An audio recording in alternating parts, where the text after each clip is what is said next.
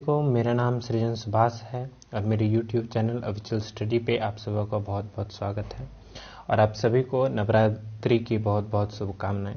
आज हम लोग बुद्धिस्ट फिलॉसफी के final chapter doctrine of momentariness and no self को स्टडी करेंगे। ये चैप्टर भी बहुत इम्पॉर्टेंट है और ये चैप्टर काफ़ी वास्ट भी है, पर हमारे क्लास 12th के सिलेबस में बहुत कम पढ़ना है इसको। तो मैं कोशिश करूँगा कि कुछ एक्स्ट्रा भी बता दूँ, क्योंकि पूरे अच्छे तरीके से जितना कि क्लास 12th के सिलेबस में दिया गया है उससे बेसिक कंसेप्ट को समझने में काफ़ी दिक्कत होती है। तो मैं कोशिश करूँगा कि जितना हो सके सही हो उतना मैं आगे का भी समझाता हुआ इसको चलूं। तो चलिए बिना टाइम वेस्ट के स्टार्ट करते हैं। तो ये है हमारा चैप्टर बुद्धिस्ट फिलॉसफी का डॉक्ट्राइन ऑफ मोमेंटेरीनेस। मोमेंटेरीनेस अगर हम लोग शॉर्ट में समझें तो क्षणिकवाद, यानी कि जो भी चीज क्षणिक है, क्षणिक यानी कि मोमेंट, फॉर ए मोमेंट जो भी चीज रहता है उसको क्षणिक बोलते हैं। एंड नो सेल्फ यानी कि कोई भी परमानेंट सेल्फ ना हो। तो इसको डिटेल में हम लोग पढ़ते हैं। तो पहले हम लोग कुछ देख लेते हैं कि पिछले चैप्टर में हम लोगों ने क्या पढ़ा था। पिछले चैप्टर में हम लोगों ने प्रतीति समुत्पादक को पढ़ा था कि दुनिया में जो भी कुछ है वो किसी कारण से अराइज होता है, ठीक है, और हमेशा के लिए कोई भी चीज नहीं रहने वाला है। हाँ, हम लोगों ने ये भी पढ़ा था कि वो जो भी कुछ अनित्य है वो कुछ ना कुछ फिर से कारण छोड़ करके जाता है, फिर जिससे कि नई चीज की उत्पत्ति होती है। तो आप लोग चाहें तो पिछले वीडियो को देख सकते हैं और इसको और अच्छे तरीके से समझ सकते हैं। तो यहां पर ये क्या कह रहे हैं कि जो प्रतीति समुत्पादक है, जो भी कुछ है वो किसी कारण से यहां पर है, और जितनी भी चीज हैं इस दुनिया में वो सारे के सारे ट्रांजेंटरी हैं, यानी कि क्षणिक है। कुछ दिन, कुछ साल, कुछ महीने, वैसे भी हम लोग देखते हैं इस दुनिया में चाहे कुछ भी क्यों ना हो, कुछ समय के लिए एग्जिस्ट करता है और उसके बाद खत्म हो ही जाता है। चाहे वो इंसान ही क्यों ना हो, चाहे वो बड़े बड़े इमारत ही क्यों ना हो, कुछ समय होते हैं, कुछ समय रहते हैं और उसके बाद फिर एग्जिस्ट नहीं करते हैं। देखिए, तो मोमेंटेरीनेस को हम लोग को समझने के लिए, क्षणिकवाद क्या है, इसके लिए हम लोग को दो चीज समझना होगा, या कहें तीन चीज समझना होगा। तो उसमें से सबसे पहला चीज है अंगुत्तर निकाय। तो अंगुत्तर निकाय का क्या मतलब है कि इसका कोई खास मतलब नहीं है, बट जहां तक टेक्स्ट बुक में इसके बारे में कुछ खास नहीं दिया, पर ये जो है एक बुक है, ठीक है, एक बुक है। 5 वैल्यूएबल बुक्स हैं बुद्धिस्ट के, उसमें से एक बुक है, ठीक है। इसमें काफी कुछ इंफॉर्मेशन है बुद्धिस्ट टीचिंग्स के बारे में। तो ये त्रिपिटिका में से एक पिटिका ये भी है, मतलब कि 3 पिटारा जिसको कहते हैं, वो आप लोग पढ़ेंगे आगे चल के। फिलहाल हम लोग ये देखते हैं कि इसमें क्या, इसमें इस बुक में जो भी कुछ लिखा गया उससे थोड़ा कुछ लिया गया है हमारे चैप्टर में भी। वो क्या है कि सबसे पहले अगर कुछ कोई पूछे आपसे कि व्हाट इज अंगुत्तर निकाय, तो यहां पर ये है कि जो भी कुछ बूढ़े, जो भी वृद्ध हो सकता है वो अवश्य ही वृद्ध होगा, यानी जो बूढ़ा हो सकता है वो अवश्य बूढ़ा होगा। जो बीमार पड़ सकता है, यानी कि कोई भी इंसान बीमार पड़ सकता है तो वो अवश्य बीमार पड़ेगा, और ऐसा होता ही है, चाहे कोई भी इंसान क्यों ना हो, कभी ना कभी बीमार पड़ता ही है। तीसरा जो है, जिसको मरना है वो मरेगा ही मरेगा, यानी कि जिसका भी जन्म हुआ है वो मरेगा। चौथा है जो कि नश्वर है, यानी कि जो खत्म होने वाला है वो नष्ट हो जाएगा। और जो अनित्य है, यानी कि जो नित्य नहीं है, जो कि लगातार रहने वाला नहीं है, वो भी चला जाएगा। ये 5 चीज अंगुत्तर निकाय में कहे गए हैं।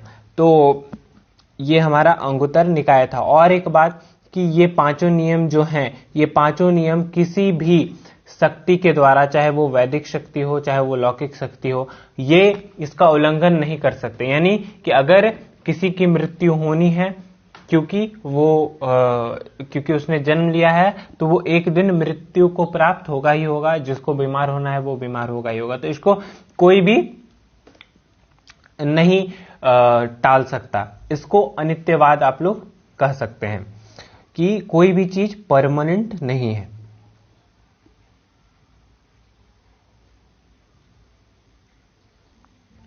ये सारे रूल जो हम लोगों ने पढ़े, इसको कोई भी भगवान के द्वारा या किसी भी तरह के एजेंसी यानी कि भगवान की शक्तियों के द्वारा इसको किसी भी तरीके से टाला नहीं जा सकता। These are ultimate rules, this can not be over ruled.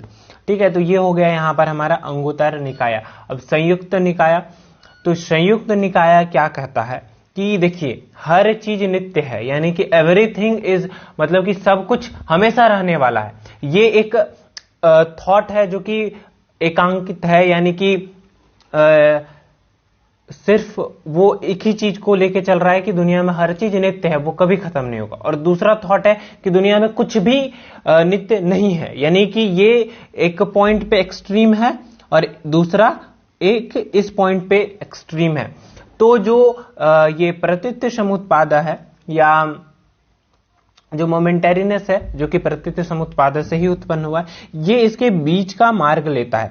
ठीक है, वो क्या कहता है, ये हम लोगों ने पिछले चैप्टर में भी पढ़ा था कि हर चीज जो है वो बिकमिंग है। ठीक है, हर चीज चेंज हो रहा है, for moment, for every moment दुनिया में जो भी कुछ है वो सारा कुछ चेंज हो रहा है और हर क्षण चेंज हो रहा है। ठीक है, हो सकता है कि हमारे 5 सेंस ऑर्गन्स उसको ऑब्जर्व नहीं कर पाते हो, पर हर चीज चेंज हो रहा है। आप ही सोचिए, हमारा बॉडी भी, जो हमारा बॉडी है वो भी हर क्षण चेंज होता है। हमारा हाइट बढ़ते रहता है, पर हम क्या उसको कभी जज कर पाते हैं या जान पाते हैं? हम लोगों को लगता है अरे कब हम इतने बड़े हो गए, या कोई भी देखता है तो बोलता है अरे कभी इतना बड़ा हो गया, क्योंकि वो इजीली या फिर विजिबल नहीं है, वो बहुत ही सूक्ष्म चेंज है, बहुत ही छोटा चेंज है। ठीक है, तो ये संयुक्त निकाय में कहा गया है, ये जो है सो बीच का मार्ग लेता है। और क्या कि जो भी कुछ है दुनिया में, जितना भी कुछ है वो केवल सिर्फ ऐसे फेनोमेनन्स हैं, यानी कि ऐसी घटनाएं हैं जो कि कुछ क्षण रहते हैं फिर चले जाते हैं। यानी कि अगर हम अपने जीवन को देख लें तो जीवन क्या है, एक क्रम है ऑफ द फेनोमेनन्स, यानी कि ये कह रहे हैं कि जो हमारा दुनिया है ये क्या है, फेनोमेनन्स का, यानी कि फेनोमेनास का, यानी कि जो भी जितने तरह के घटना है वो सारे के एक तरीके से क्रम है, एक तरीके से रॉ कह सकते हैं, एक तरीके से लाइन है, आता है फिर चला जाता है। ये मोमेंट, एक खुशी का मोमेंट आया चला गया, दुख का मोमेंट आया चला गया, मतलब दुनिया में कुछ भी परमानेंट नहीं है। कुछ देर के लिए आएगा फिर चला जाएगा, फिर कुछ दिन के लिए आएगा फिर चला जाएगा। ठीक है, तो मोमेंटेरीनेस जो है ये मोमेंट्स पे यानी कि क्षण पे एम्फेसाइज करता है। और ये जो है ये फिलॉसफी ये सोल को एक्सेप्ट नहीं करता, यानी कि आत्मा को एक्सेप्ट नहीं करता। ये कहता है कि कोई भी परमानेंट सेल्फ नहीं है, जैसे हम लोग कहते हैं ना कि हमारे अंदर आत्मा है। ठीक है, तो ये क्या कहते हैं कि ऐसा कुछ भी नहीं है, ये सब कुछ मोमेंटेरीनेस है, यानी कि क्षणिकवाद है, यानी कि जो भी कुछ है ये सारे मोमेंटरी साइकोज है, यानी कि मोमेंटरीज। जो देखिए अगर हम देख लें हमारा जीवन क्या है, हमारा जीवन एक तरीके से पीछे जो हुआ वो एक मोमेंट था और अभी जो हो रहा है ये एक मोमेंट है, फिर भविष्य में जो होगा वो मोमेंट होगा। तो हमारा जो पूरा का पूरा लाइफ है एक तरीके से मेमोरी है, एक तरीके से मेंटल प्रोसेस है। ठीक है, यानी कि कोई भी मोमेंट कुछ देर के लिए रहता है फिर चला जाता है, फिर नया मोमेंट आता है, फिर आता है, फिर चला जाता है, ये है। पर ये जो फिलॉसफी है कि दुनिया ये सोल नहीं है, ये बुद्धिस्ट के कुछ स्कूल्स के द्वारा इसको माना गया है और आजकल ज्यादातर के द्वारा यही माना जा रहा है कि बुद्धिस्ट सोल्स को नहीं मानते। पर गौतम बुद्ध क्या कहते हैं कि दुनिया में जो भी कुछ है वो परमानेंट नहीं है, ठीक है, नश्वर है। ये ज्यादातर इंडियन फिलॉसफी भी मानती है कि दुनिया में जो भी कुछ है वो नश्वर है, और ये हम लोग देखते भी हैं कि एक ना एक समय खत्म हो जाएगा। पर जो आगामी जो बुद्ध के बाद जो फिलॉसफीज थी इसको एक और अलग डायरेक्शन पे ले गई, और अब इनको क्या बोलते हैं कि परमानेंट सेल्फ यानी कि आत्मा जैसा कुछ है ही नहीं, जो भी कुछ है वो सोच है, सोच चलता रहता है और यही इंसान को जिंदा रखता है। ठीक है, इसके बारे में हम लोग और आगे पढ़ेंगे अनात्मवाद में। ठीक है। तो यहां पर आप देख सकते हैं कि ये क्या बोल रहा है कि जो सक्सेशन होता है मोमेंटरी मेंटल प्रोसेस का, जो भी कुछ मेंटल प्रोसेस होता है उसका बस सक्सेशन होता है, इसके बाद अगला आया, अगला के बाद पिछला आया। यानी अभी आपने जो 2 मिनट पहले जो मेरा वीडियो का जो सुना था वो एक मोमेंट था, फिर अभी ये एक मोमेंट है, और फिर जो मैं आगे बोलने वाला हूं वो एक मोमेंट होगा। बस इसी चीज को ये लोग मान्यता देते हैं और बोलते हैं कि ये सारे एक मेंटल प्रोसेस है, कोई सोल वोल नहीं है। जो भी कुछ है इंडिविजुअल का लाइफ उसी समय तक रहता है जब तक कि मेंटल प्रोसेस रहता है। देखिए इसको 2 तरीके से लिया जा सकता है। अगर हम लोग अपने क्लास 12th के बेसिस पे बात करें तो 2 तरीके से हम लोग ले सकते हैं। चूंकि फिलॉसफी है तो हम लोग सोच भी सकते हैं। तो चलिए सोचते हैं कि इसका मतलब ये हो सकता है कि किसी भी इंसान का लाइफ तब तक रहता है जब तक कि मोमेंट रहता है, मेंटल प्रोसेस रहता है। तो ये बात सही है कि जब तक मेंटल प्रोसेस रहेगा, यानी कि जब तक हम लोग सोचते रहेंगे तब तक हम लोग जीवित हैं, और जब इंसान सोचना बंद कर देता है तो ही तो वो मृत्यु हो जाता है। और दूसरा ये भी हम लोग कह सकते हैं कि इससे हम लोगों को एक सीख मिलता है कि हम लोग को अपने प्रेजेंट मोमेंट में रहना चाहिए। ठीक है, क्यों? क्योंकि प्रेजेंट मोमेंट ही जो है सो सब कुछ है, ना पास्ट कुछ है ना फ्यूचर कुछ है। और ये क्या कहते हैं कि जितने भी चीज हैं जो भी यहां पर है, भगवान तो नहीं, देवता जो हैं, जितने भी तरह के इंसान हैं, जितने भी तरह के प्लांट्स हैं, वो सारा कुछ क्या है, इम्परमानेंट है, वो सारा कुछ अनित्य है। तो अंगुत्तर निकाय में हम लोगों ने ये जाना कि 5 थिंग्स जिसको भी जो भी नश्वर है वो नाश हो जाएगा, जो ओल्ड हो सकता है वो ओल्ड होगा, जो रोगी हो सकता है वो रोगी होगा, जो मृत्यु को प्राप्त कर सकता है वो मृत्यु को प्राप्त करेगा, और जो भी इम्परमानेंट होगा वो एक दिन चला जाएगा। ये है। तो ये, और फिर संयुक्त निकाय में हम लोगों ने क्या देखा कि मिडल पाथ हम लोगों ने लिया कि दुनिया में ना तो सारा कुछ शाश्वत है, ना तो सारा कुछ ऐसा है कि कभी नहीं खत्म होगा, और दूसरी तरफ जो इस मार्ग को फॉलो करते हैं इसको शाश्वतवाद कहते हैं, और दूसरी तरफ एक उच्छेदवाद है, वो कहता है कि दुनिया में सब कुछ खत्म हो जाएगा। तो ये बीच का मार्ग लिया जाता है प्रतीत्य समुत्पादक के द्वारा, और वो क्या है कि दुनिया में कुछ भी परमानेंट नहीं है, दुनिया में सब कुछ खत्म हो जाएगा, पर ऐसा भी नहीं है कि पूरे तरीके से खत्म हो जाएगा, कुछ ना कुछ शेष रह ही जाता है ताकि फिर अगला चीज को उत्पन्न कर सके। क्यों? क्योंकि हम लोगों ने पढ़ा है कि कारण से ही कोई कार्य का उत्पत्ति होता है। तो इसी तरह यहां पर भी कारण छूटता है ताकि भविष्य में कुछ उत्पन्न हो सके। ठीक है, अब यह है हमारा अर्थ, क्रिया और कार्यत्व। तो आप इसका मतलब क्या हुआ? अर्थ यानी कि अर्थ क्रिया यानी कि यूजफुल इफेक्ट, और कार्यत्व यानी कि कैपेसिटी टू प्रोड्यूस। तो the capacity to produce an useful effect is called अर्थ क्रिया कार्यत्व। यानी कि किसी भी चीज के अंदर ये क्षमता होना कि वो किसी कार्य को उत्पन्न कर सकता है। कार्य यानी कि कुछ भी कर सकता है। ठीक है, तो आप अपने आसपास ही देख लीजिए कि कुछ भी क्यों ना हो, आपके डेस्क पर अगर लैंप है तो वो क्या कर रहा है, वो एक जगह ले रहा है, तो वो भी एक कार्य कर रहा है। अगर आप मोबाइल चला रहे तो मोबाइल चल रहा है, ये भी एक कार्य कर रहा है। तो जो भी कुछ, ठीक है, जो भी कुछ प्रोड्यूस करने का कैपेसिटी रखता है वो सारा कुछ एग्जिस्टेंस में होता है, यानी कि है। ठीक है, जो भी कुछ प्रोड्यूस करने का कैपेसिटी रखता है वो है। कुछ भी आपके आसपास देख लीजिए, जो भी कुछ प्रोड्यूस करता है, चाहे वो कितना भी वेस्ट क्यों ना हो, अगर जो चीज कुछ प्रोड्यूस नहीं कर सकता, यानी कि कोई काम नहीं कर सकता है, जैसे कि आपका हवा में टंगा हुआ बैट, ठीक है, आपके आसपास कोई बैट नहीं है, तो वो जो चीज कुछ प्रोड्यूस ही नहीं कर सकता है वो है ही नहीं। तो ये थोड़ा कॉम्प्लिकेटेड है पर आप इसको समझ सकते हैं अगर अपना दृष्टिकोण थोड़ा सा बदलें कि अगर किसी खरगोश के सिर पर सींग आ जाए, ठीक है, अब हम बोलेंगे कि उस खरगोश के सिर पर सींग है और वो उसको मार सकता है, तो क्या वो सच में वो कुछ काम कर सकता है? क्योंकि उसके पास तो सींग है ही नहीं। तो इसको हम इस तरीके से समझ सकते हैं, जो भी कुछ है वो कुछ ना कुछ प्रोड्यूस कर सकता है, और जो कुछ भी प्रोड्यूस कर सकता है वो है। ये हुआ अर्थ, क्रिया और कार्यत्व। कॉम्प्लिकेटेड है, पर आप चाहें तो, फिलॉसफी है तो कॉम्प्लिकेटेड तो होगा ही, तो आप चाहें तो इसको समझ सकते हैं।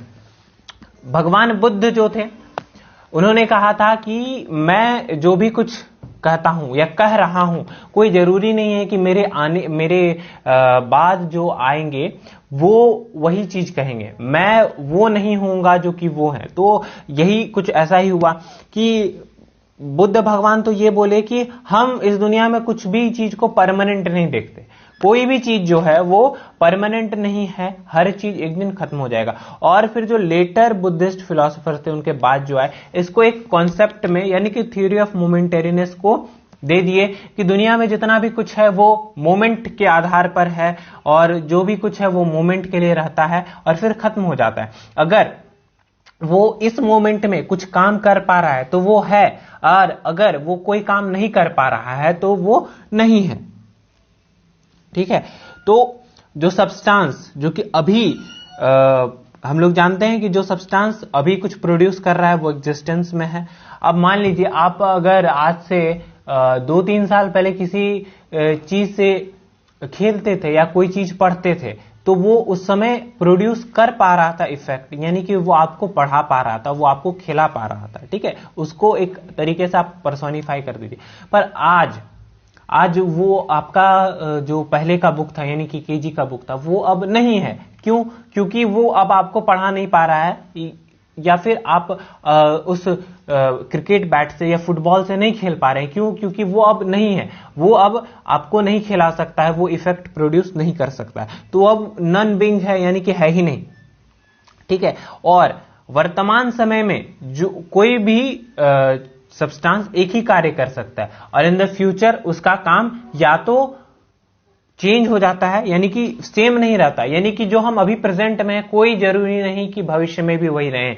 और चूंकि दुनिया में सब कुछ इम्परमानेंट है, तो हम लोग चेंज होते रहते हैं। अभी कुछ है, या तो हमारा कुछ मेंटली चेंज हो जाएगा या फिजिकली, ऐसा बुद्धिस्ट फिलॉसफी कर रही है, तो वो चेंज होते रहता है, सेम नहीं रह सकता कोई भी मोमेंट में।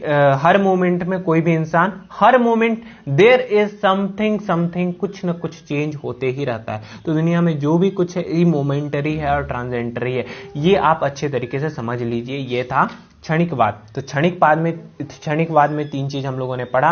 अंगुत्तर निकाय 5 चीजें हैं, उन नियम को जान लिए। संयुक्त निकाय यानी कि ये बीच का पाथ लिया, और ये जाना कि दुनिया में जितना भी कुछ है वो सारा कुछ अनित्य है। जहां पर कोई चीज उठता है उसका पतन भी होता है, जिसका जन्म होता है उसका मृत्यु भी होता है, और जिसका उत्पत्ति है उसका विनाश भी है। तो जो भी चीज है वो सारा कुछ मोमेंटरी है, यानी कि क्षणिक है, कुछ क्षण के लिए रहेगा और फिर खत्म हो जाएगा। क्योंकि बेसिकली हम लोग देखें तो कोई भी चीज हम लोग ही एक मोमेंट को ही जीत सकते हैं, अभी का मोमेंट को, ना तो इससे पिछले वाला एक मोमेंट को जी सकते हैं और ना इससे आगे वाला एक मोमेंट को जी सकते हैं।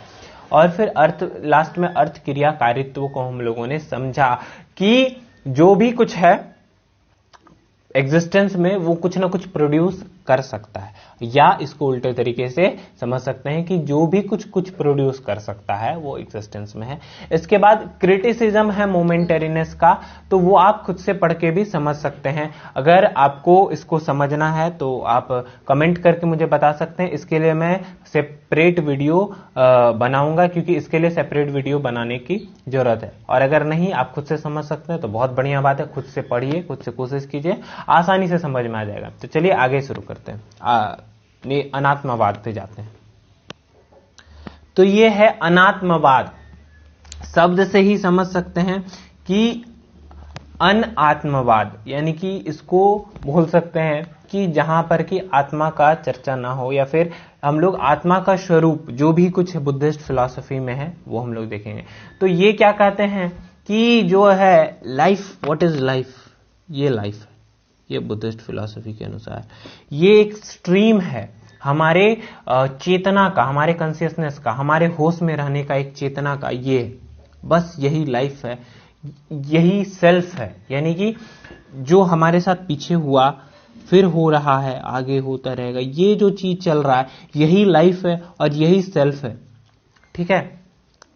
और जितना भी कंटिन्यूअसली हमारा मेंटल प्रोसेस चेंज हो रहा है। अभी आज से कुछ साल पहले हम लोग समझते थे कि जो इंसान सच बोलता था वो ही, जो इंसान सच बोलेगा वही आगे बढ़ेगा। पर जैसे जैसे हम लोग बड़े हुए, हालांकि ये जरूरी नहीं है, पर हम लोगों ने देखा नहीं, ये दुनिया तो अजीब है, यहाँ पर तो झूठ बोलने का वाले का गुजारा होता है। फिर हम लोग कुछ आगे बढ़े तो नहीं, फिर हम लोग सोचे कि नहीं नहीं, असल में तो वही था कि जो सच बोलता है वही आगे बढ़ता है, क्योंकि जो जो इंसान अच्छा रास्ता पे चला है वही ऊंचा हुआ है, और जो अच्छा रास्ता पे नहीं चला है वो पतन की ओर गया। फिर कुछ समय के बाद ऐसा हुआ, हम लोग जब बूढ़े हो गए तो हम लोग वो सक्सेस नहीं कर पाए, फिर हम लोग सोचते हैं कि काश हम लोग गलत रास्ता। तो ये जो चलते रहता है, ये मेंटल प्रोसेस हमेशा चलते रहता है, और हम लोग जो सोचते हैं यही इस स्ट्रीम में चलता रहता है। और ये जो अनात्मवाद है इसी थ्योरी पे बेस्ड है। वो लोग आत्मा को नहीं मानते। जितना भी कुछ हम लोग का मेंटल और बॉडीली प्रोसेस है ये चलते रहता है। इम्परमानेंट इसीलिए बोला गया क्योंकि हमारा शरीर जो है एक दिन खत्म हो जाएगा। तो ये हमारा डिस्क्रिप्शन था, सॉरी इंट्रोडक्शन था नेचर ऑफ सेल्फ का। तो आई होप कि आपको यहां तक समझ में आया हो अच्छे तरीके से। अनात्मवाद को हम लोग नेक्स्ट वीडियो में डिस्कस करेंगे। आई होप कि आपको क्षणिकवाद, अगर आपको एक वर्ड में क्षणिकवाद को समझना है तो दुनिया में जितने भी वस्तुएं हैं वो सारी के सारे किसी कारण से उत्पन्न हुई हैं और सारी की सारी क्षणिक है, यानी कि for a moment and then pass away. एक क्षण के लिए रहता है फिर चला जाता है, यानी हर क्षण के लिए कोई भी नहीं है, ठीक है। आई होप कि आपको ये वीडियो अच्छा लगा हो, आपको समझ में आया हो। अगर आपको कोई डाउट हो तो आप पूछ सकते हैं कमेंट में। Thank you very much for watching, और मुझसे जो गलती हो जाती है उसके लिए प्लीज़ मुझे माफ़ कीजिएगा।